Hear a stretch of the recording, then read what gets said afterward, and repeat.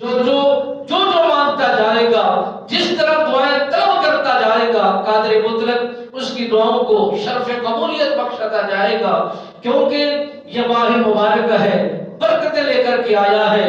اور جو انسان اس ماہ مبارک کے اندر بڑھ چڑھ کر سخاوت کر دیتا ہے، سخی اللہ کا دوست ہوتا ہے، اللہ اسے مکرم کر لیتا ہے۔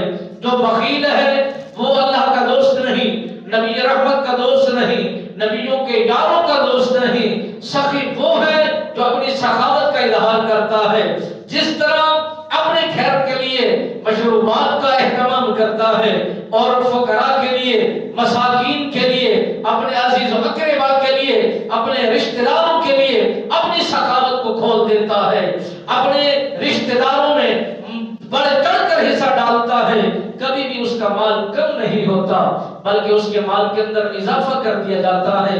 ہم چھوٹے چھوٹے ہویا کرتے تھے، مساجد میں یہ دستور ہویا کرتا تھا کہ لوگ بڑھ چڑھ کر اپنا اپنا حصہ لے کر مساجد میں آ کر افطار کیا کرتے تھے، لوگوں کو اپنے دسترخوان میں بٹھایا کرتے تھے، لوگوں کو اپنے دسترخوان پر بٹھا کر مشروب پیش کرتے، کھانا پیش کرتے، پھل پیش کرتے۔ وہ کیا ہوتا؟ اس کے نتائج کیا نکلتے تھے؟ لوگوں میں محبت تھی، لوگوں میں خلوص تھا۔ اب یہ دستور ختم ہو گیا، نفس